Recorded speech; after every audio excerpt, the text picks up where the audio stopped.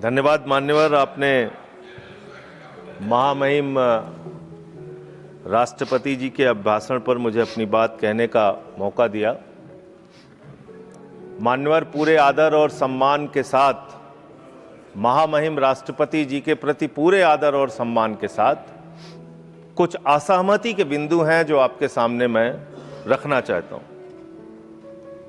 यहां पर सबका साथ, सबका विकास, सबका विश्वास, सबका प्रयास, इसका जिक्र हुआ। सरकार और भारत के प्रधानमंत्री बार बार इस बात को कहते हैं, लेकिन इस देश के अंदर जो घटित हो रहा है वो बहुत विचलित करने वाला है मान्यवर। अभी दिग्विजय सिंह जी ने जिक्र किया कि 30 जनवरी को हम लोगों ने राष्ट्रपिता महात्मा गांधी जी की पुण्यतिथि मनाई और उस दिन तमाम वीडियो, उनके पुराने वीडियो, पुराने स्पीचेस, पुराने तमाम उनकी बातें सोशल मीडिया पे वायरल हुई मान्यवर। और उसी बीच एक तस्वीर वायरल हुई। वो तस्वीर थी उन हत्यारों की जो अदालत में बैठ के हंस रहे थे, उस जमाने की तस्वीर, जिसमें नाथूराम गोडसे भी था और उसके साथ तमाम और लोग थे, हंस रहे थे, उनके मन में कोई चिंता नहीं थी। आप कह रहे हैं गांधी जी की हत्या से आरएसएस का कोई लेना देना नहीं, तो मैं आपसे कहना चाहता हूं कि आइए हम सब लोग मिलकर उस विचारधारा की हत्या करें जिस विचारधारा ने गांधी की हत्या की।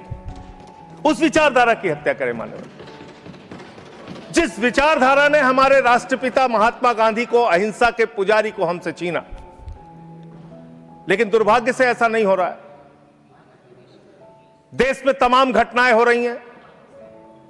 पिछले दिनों बरेली में एक चर्च के सामने हंगामा किया गया, हनुमान चालीसा पढ़ा गया।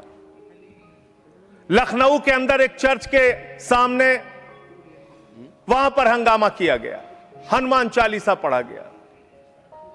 क्या बजरंगबली जी ने आपसे कहा है कि चर्च में जाके हनुमान चालीसा पढ़ो?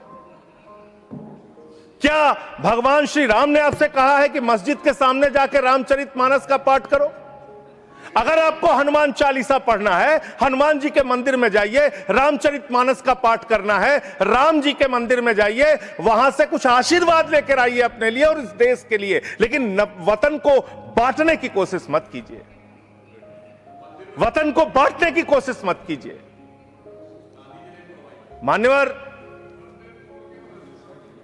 ये मंदिर, ये मस्जिद, ये शिवालय की जिद में वतन ही ना होगा तो क्या बांटिएगा? ये कब तक मजहबी नशा बांटिएगा? ये मंदिर, ये मस्जिद, शिवालय की जिद में वतन ही ना होगा तो क्या बांटिएगा? आप इस देश को बांटने का काम कर रहे हैं। एक विचलित करने वाला वीडियो उस दौरान आया मान्यवर। 25 दिसंबर के पहले जबलपुर में भारतीय जनता पार्टी की एक महिला नेता चर्च के अंदर घुसती है, घुसकर वहां एक नेत्रहीन महिला के साथ हाथापाई करती है और उसकी जो मासूम बच्ची बैठी रहती है उसको ये कहती है कि तुम इससे गलत काम कराने के लिए लाती हो। ऐसा समाज आप बना रहे हैं, ऐसा हिंदुस्तान बना रहे हैं। पूरी दुनिया में आप ऐसे विश्वगुरु बनेंगे। आज ऑस्ट्रेलिया में, इंग्लैंड में, यूएस में, न्यूजीलैंड में, दुनिया के अलग अलग देशों में जो लोग भारतीय रहते हैं उनको कितनी शर्मिंदगी महसूस करनी पड़ती होगी कि आप उनके धार्मिक मान्यताओं के हिसाब से उनको यहां पे पूजा अर्चना, इबादत, प्रेयर नहीं करने दे रहे हैं। यह हो रहा है मान्यवर इस देश के अंदर। इसलिए नफरत की राजनीति को पहले मारना होगा और आपकी नफरत की राजनीति रुक नहीं रही है, वो असीमित है, उसकी कोई सीमा नहीं है। पहले हिंदू को मुसलमान से लड़ाओ, फिर हिंदू को सिख से लड़ाओ, फिर हिंदू को ईसाई से लड़ाओ, फिर हिंदू को हिंदू से लड़ाओ, जाट को गैर जाट से लड़ाओ, मराठा को गैर मराठा से लड़ाओ, दलित, पिछड़े, सवर्ण को आपस में लड़ाओ।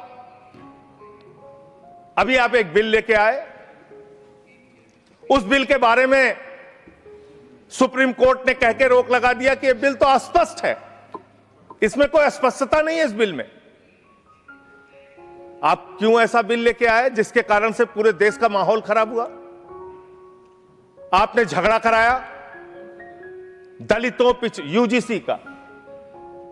यूजीसी का बिल, और आप इक्विटी बिल जो लेके आए, आपने कहा इक्विटी कमेटी जो बनेगी उसको लेके आपने जो इक्विटी कमेटी बनाई उसमें तमाम बातें आपने ऐसी लिखी, पूरे देश में आपने झगड़े का माहौल क्रिएट किया। आप कभी भी और कहीं भी दलितों और पिछड़ों और आदिवासियों के हितैषी रहे